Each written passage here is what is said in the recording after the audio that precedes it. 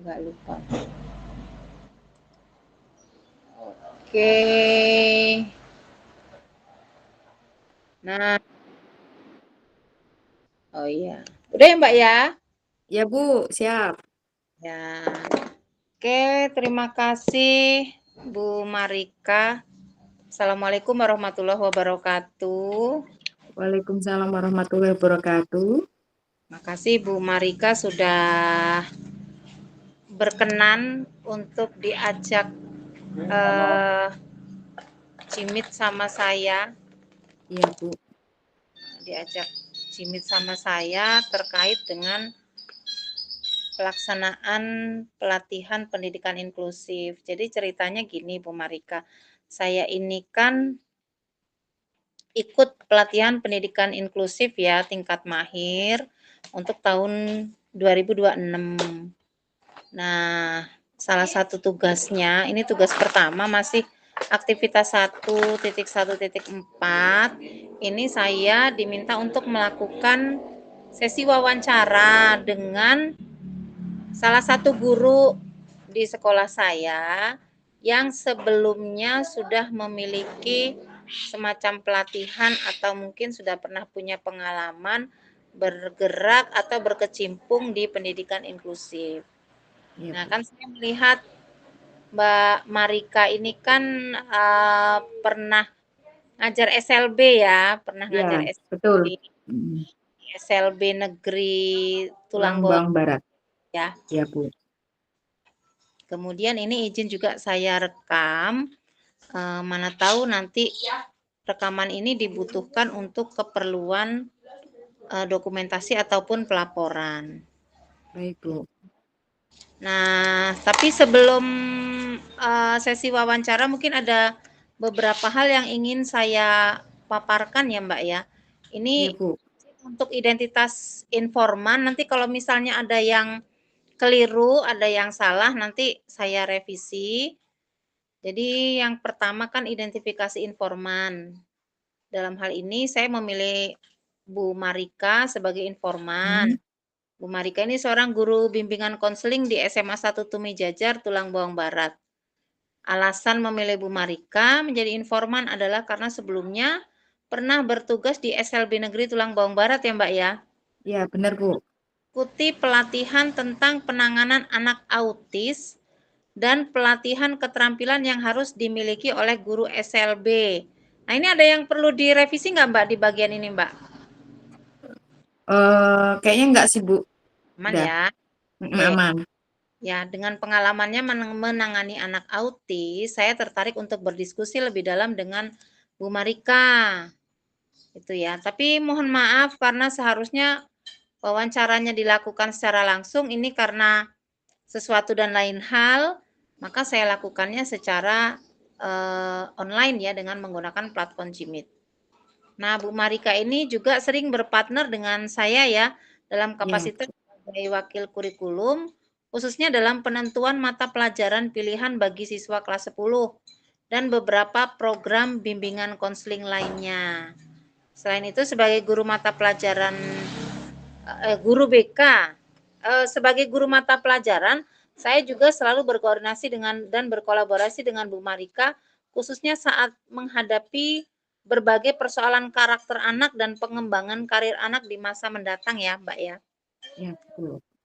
Nah ini udah ini ya, Mm-mm. benar ya, lahir di Ya. Makarti, Tulang Barat 5 September, tinggalnya di Tiuh Makarti, alumni S1 program bimbingan konseling UINRIL ya Mbak ya. Iya. Dengan pengalaman mengajar pernah di SDS Islam Ausunia, kemudian SLB Negeri Tulang Bawang Barat, dan sejak 2024 sampai sekarang bertugas di SMA 1 Tumi Jajar. Bu itu SD aja, SD Islam Asunia. Oh, SD Islam, oh ya. Oke, Ya. siap ya. Ini nanti saya revisi ya SD-nya Ya ya. Bu. Oke. Kemudian sebelum ke sesi wawancara ada beberapa penjelasan ya Mbak ya, mungkin yang hanya sekedar refleksi dari saya belajar gitu ya.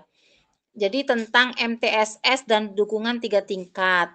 Jadi ada yang namanya dukungan bertingkat atau tiered support, yaitu merujuk pada sistem multilevel yang menyediakan intervensi dan bantuan bagi para murid sesuai kebutuhan individu dalam kelas belajar inklusif. Nah, di sini dimaksudkan bahwa di dalam kelas inklusif, kita katakan kelas inklusif, sebetulnya inklusif itu lebih luas ya Mbak Marika, tidak hanya anak yang autis, anak yang tunarungu, tunanetra, tapi mungkin kita pernah menemukan anak-anak yang lambat belajarnya, Betul. kemudian terlalu aktif ya anak-anak Ya, ADHD seperti itu. Mungkin ada ya Mbak di sekolah kita ya? ya ada Bu. Ada, tapi kita tidak bisa menjudge karena memang kita tidak Ya, punya kualifikasi untuk ngejudge ya. ya, Nah, di MTSS ini atau sistem dukungan multi tingkat ini dilakukan dengan guru itu memberikan support atau dukungan itu disesuaikan dengan kebutuhan siswa. Tentu. Jadi kalau misalnya anak yang autis mungkin kebutuhannya akan berbeda dengan anak yang ADHD, mungkin akan berbeda dengan anak yang anak-anak yang slow learner gitu ya Mbak Marika ya, ya. Atau anak yang terlalu aktif itu beda saya rasa. beda. Nah, ketika guru itu memberikan dukungan sesuai dengan kebutuhan, maka harapannya adalah tercapai keberhasilan secara akademis, sosial, emosional, dan perilakunya juga sesuai dengan harapan dan tuntutan masyarakat. Nah, adanya tingkat dukungan yang tepat ini kalau menurut De Bruin itu semua murid itu akan mampu belajar dan dilibatkan dalam pembelajaran seperti itu. Kemudian yang kedua selain MTSS adalah dukungan intensif 3 tingkat. Jadi pada prinsipnya pendekatan bertingkat untuk mendukung murid di lingkungan belajar inklusif itu ada 3 tingkatannya. Yang pertama, adanya pendekatan sekolah secara menyeluruh, artinya bagi semua siswa itu di tingkat 1. Kemudian ada dukungan yang terarah, itu ada di tingkat 2, dan di tingkat 3 itu namanya dukungan intensif. Nah, kita akan berfokusnya pada dukungan intensif 3 tingkat. Dan MTSS tadi, Mbak. Kita bicara MTSS ya. Ya. Di dukungan intensif tingkat 3 ini ada 3 macamnya, yaitu yang pertama Individualis Family Service Plan atau IFSP, rencana layanan keluarga individual. Kemudian yang kedua ada program pendidikan individual atau PPI. Dan yang ketiga ada Individualis Behavior Plan atau rencana perilaku individu. Nah, kemudian ditambahkan dengan keterangan bahwa guru di kelas itu punya peranan yang penting dalam menerapkan dukungan 3 tingkat melalui 3 model tadi. Jadi mereka ini bisa didukung dengan tim yang punya keahlian khusus atau kita bisa menyebutnya dengan tim dari unit layanan disabilitas gitu ya. Mungkin kalau di Tulang Bawang Barat saya kurang tahu tim ini sudah berjalan apa belum gitu ya. Nah, sebetulnya apa fungsi dari baik MTSS maupun dukungan intensif tingkat 3 ini, Bu Marika? Fungsinya dalam pendidikan inklusif yang pertama bisa memfasilitasi pembelajaran dan membangun inklusivitas di lingkungan belajar. Kemudian yang kedua, melalui dukungan intensif ini, murid yang berkebutuhan khusus dapat tetap terlibat di dalam kelas bersama teman-temannya. Jadi tidak dikucilkan atau mungkin sebetulnya jangan sampai dia mohon maaf justru dipisahkan di kelas yang berbeda atau yang paling buruknya dikeluarkan. Gitu ya Bu Marika. Kemudian yang kedua fungsinya apalagi melalui dukungan intensif ini murid yang berkebutuhan khusus dapat tetap terlibat dalam kelas bersama teman-temannya. Yang ketiga, memfasilitasi kolaborasi berkelanjutan yang melibatkan pertemuan manajemen kasus secara berkala bersama murid, keluarga, guru, serta pimpinan sekolah. Atau mungkin ada tim dengan keahlian khusus seperti unit layanan disabilitas yang ikut memantau dan meninjau rencana belajar murid. Itu yang kemarin sempat saya sampaikan bahwa kalau kita tidak bisa menjudge bahwa anak itu adalah anak inklusif, mungkin kita perlu ahli. Nah, di situ Mbak Ya. Marika ada kolaborasi antara guru, keluarga, murid dengan tim ahli gitu ya. Nah, dari sampai sini ada yang ingin disampaikan Mbak Marika terkait dengan ini? Eh, Kayaknya cukup dulu, Bu. Cukup ya. Mm-mm. Mungkin kalau boleh tahu Bu Marika sewaktu ngajar di SLB belajar tentang ini enggak? Kalau untuk belajar tentang ini sih tidak ya, Bu. Kita itu hanya untuk MTSS ini belum pernah sih, Bu, gitu. Baru ini gitu. Hmm, bukan ini ya, mungkin eh, sudah, tapi mungkin menggunakan istilah yang beda. Oh, bisa jadi, Bu. Mm-mm. Jadi mungkin Iya, bisa memakai istilah yang lain gitu. ah, apa? Kalau kami itu lebih berfokus kepada siswa sih, Bu, gitu. Karena kan memang kalau di SLB itu kan memang siswanya itu sudah teridentifikasi sejak awal gitu. Jadinya kami itu lebih fokusnya ke siswanya gitu. Jadi mungkin dari pengembangan pribadinya gitu. Oke. Kalau yang sekarang gimana Bu Marika? Yang sekarang gimana, Bu? Yang di SMA 1 Tumi Jajar ini gimana? Tapi ini Mbak ya, artinya nanti mungkin kita sampai ke pertanyaan itu ya. Ya, Nah, Bu. ini pertanyaan yang pertama, berdasarkan pengalaman Bu Marika saat bertugas di SLB Negeri Tulang Bawang Barat dan di SMA Negeri 1 Tumi Jajar, bagaimana Bu Marika melihat penerapan konsep multi-tiered support system secara nyata di sekolah? Nah, ini penerapannya di sekolah gimana nih kalau menurut Bu Marika? Apakah memang ini sudah berjalan dengan baik atau seperti apa? Kalau untuk di SMA ya, Bu ya. Gitu. Kalau untuk di SMA itu menurut saya sudah berjalan dengan baik karena kita itu harus menumbuhkan rasa empati juga terhadap anak-anak, kemudian rasa pedulinya, kemudian antara siswa dengan reguler dan inklusif itu kan pembelajarannya berbeda, metodenya juga berbeda kan, Bu, gitu. Jadi mungkin untuk materinya pun berbeda gitu. Jadi sudah dibedakan gitu.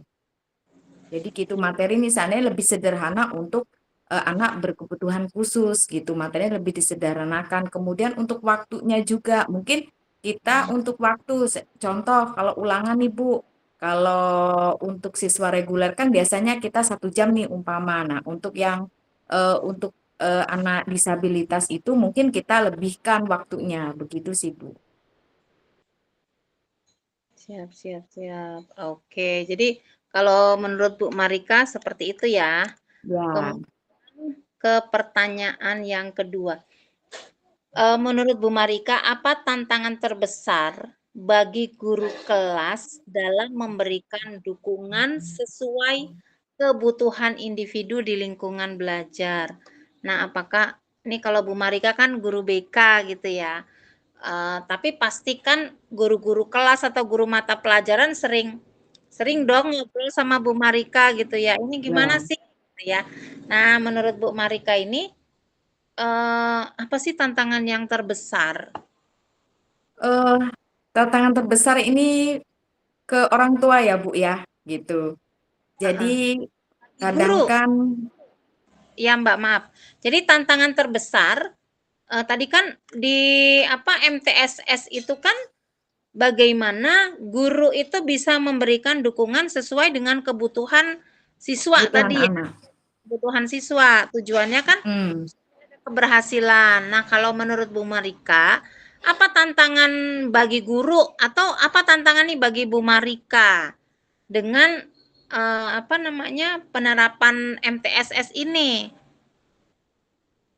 Oh ya, jadi kalau untuk tantangannya itu biasanya untuk materinya, Bu. Jadi kita kan harus memisahkan antara materi untuk anak reguler dan untuk siswa yang disabilitas gitu, Bu. Jadi untuk contohnya untuk anak disabilitas ini biasanya dia lebih ke langsung ke contoh gitu. Jadi praktek langsung gitu, Bu. Seandainya ini buah, ini makanan. Jadi kita praktek langsung nih. Ini yang disebut dengan tanaman seandainya ini tanaman kelapa, ini adalah bunga gitu. Kita harus menunjukkan langsung gitu, praktek secara langsung. Sedangkan mereka kan rata-rata masih dasar ya, Bu. Sedangkan untuk pendidikan reguler itu kan tingkatannya sudah tinggi gitu.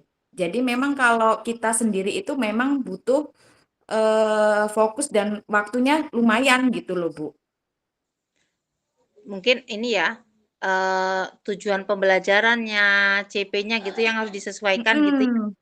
Ya, Ya, oke. menyesuaikan tujuan pembelajarannya itu, Bu. Oke. Untuk pertanyaan yang ketiga,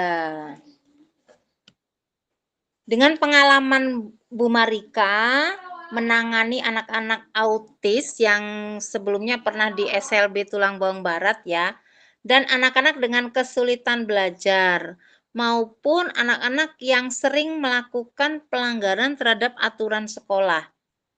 Bagaimana proses penyusunan program pendidikan individual yang efektif? Tadi di bagian awal saat saya memaparkan, kan di dukungan intensif tingkat 3 ada yang namanya PPI, program pendidikan Mm. individual gitu ya. Jadi dari program ini bagaimana proses menyusun PPI-nya ini gimana? Kalau kalau kita di kelas yang umum kan eh, satu guru misalnya untuk mata pelajaran tertentu dia satu RPP itu bisa diberlakukan untuk satu kelas. Tapi terhadap anak-anak inklusif ini kan Ya, kita bisa menggunakan RPP gitu ya. Tapi yang namanya kita sebut ya, dengan Bu. program pendidikan individual atau PPI. Nah, bagaimana PPI. prosesnya menurut Bu Marika supaya efektif? Oh gitu. Jadi kalau untuk di SLB ya Bu, kalau waktu saya dulu itu di SLB itu, jadi setiap anak itu memiliki RPP masing-masing karena tingkat kemampuannya pun berbeda-beda gitu. Jadi kita menyesuaikan anaknya gitu Bu. Jadi satu RPP pun itu bisa untuk kita berkali-kali Ya, gitu. Untuk PPI-nya itu bisa jadi kita untuk berkali-kali gitu Bu. kalau di SMA 1 Tumijajar gimana, Bu? Kalau di SMA 1 itu kalau untuk saat ini itu sudah dia PPI-nya itu sudah mengikuti dalam arti kita sudah mulai berpindah karena untuk yang di SLB dengan yang inklusif ya itu tuh di sekolah reguler itu berbeda loh Bu. Kalau di SLB itu kan memang anak-anaknya itu kan udah teridentifikasi gitu. Maksudnya tingkatannya pun sudah tingkatan bersifat individual yang tingkatannya itu memang sudah berat gitu loh Bu. Kalau Ya, tempat kita ini kan masih ringan gitu. Jadi satu PPI itu bisa dijadikan satu pertemuan gitu. Jadi kita bisa menyesuaikan juga. oke. Siap. Nah, untuk pertanyaan yang keempat, Bu Marika. Tadi kan di dukungan intensif tingkat 3 ada 3 ya. Ada PPI, kemudian ada yang apa sih yang 3 tadi ya? IBP ya, rencana Ya, perilaku individu ya, IPB. individu sama Mm, yang ini rencana layanan keluarga individual. individu. Ya, Ya, keluarga. keluarga yang disasar adalah keluarganya.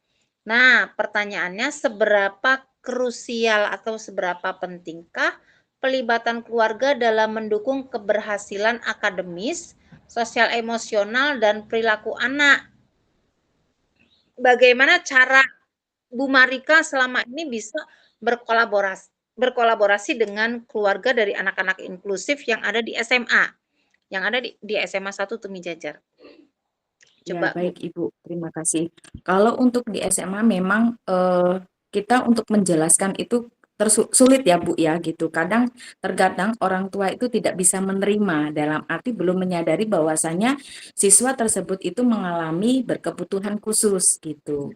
Hmm. Satu-satunya cara kita akan mengalihkan tangan kasus kalau dalam BK itu alih tangan kasus ya Bu ya gitu karena bukan ranah kami gitu sebagai guru BK yaitu ke psikolog gitu bahkan untuk memberikan pengertian bahwasanya orang tua memberikan pengertian kepada orang tua bahwasanya anak ini berkebutuhan khusus itu kita memang butuh bantuan dari guru-guru yang lain dalam arti untuk belajarnya itu bagaimana, cara bacanya itu bagaimana gitu. Ketika di kelas itu bagaimana, suasananya seperti apa gitu.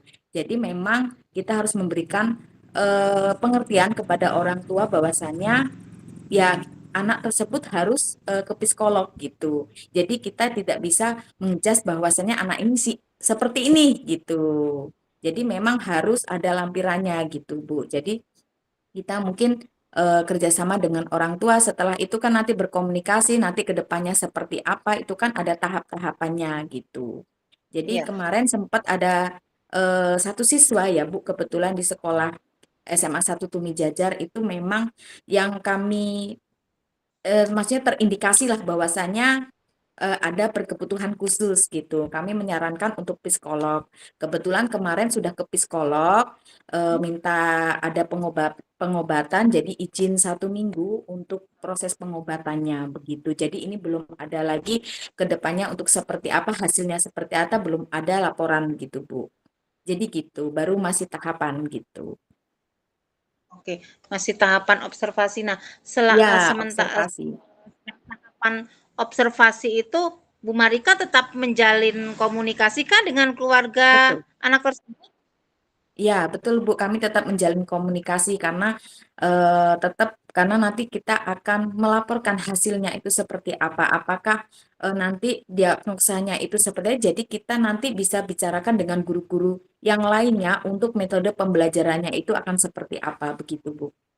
Oke, baik. Untuk pertanyaan yang kelima. Nah, Bu Marika ini kan perannya sebagai guru BK ya, ini luar biasa. Bagaimana penerapan rencana perilaku individu dapat membantu mengarahkan perkembangan karakter siswa?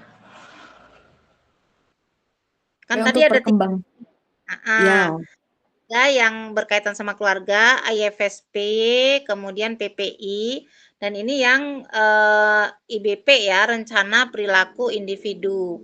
Nah, bagaimana menerapkannya nih supaya ini dapat membantu mengarahkan perkembangan karakter.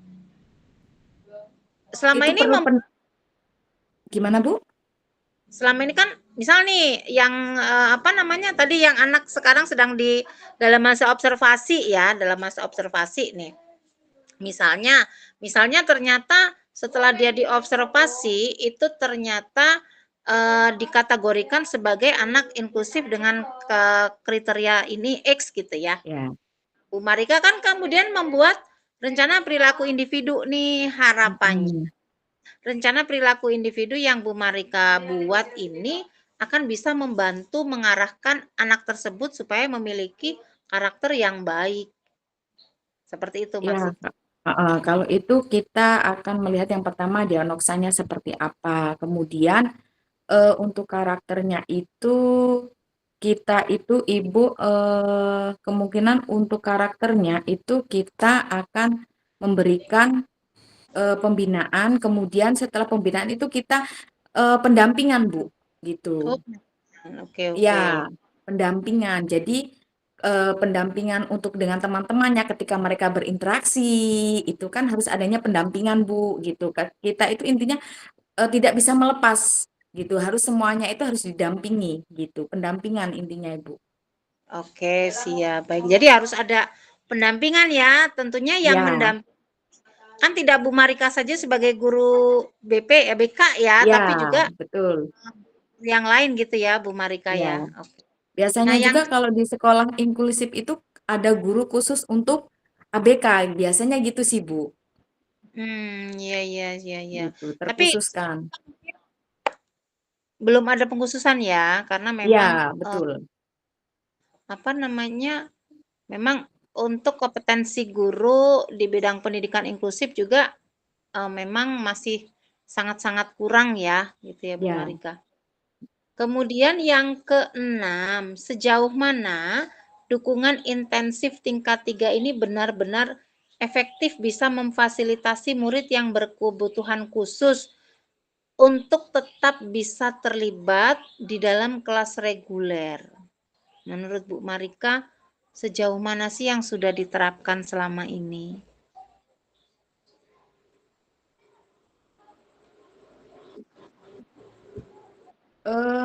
Kalau saat ini ya kami selalu memberikan pendampingan itu tadi, kemudian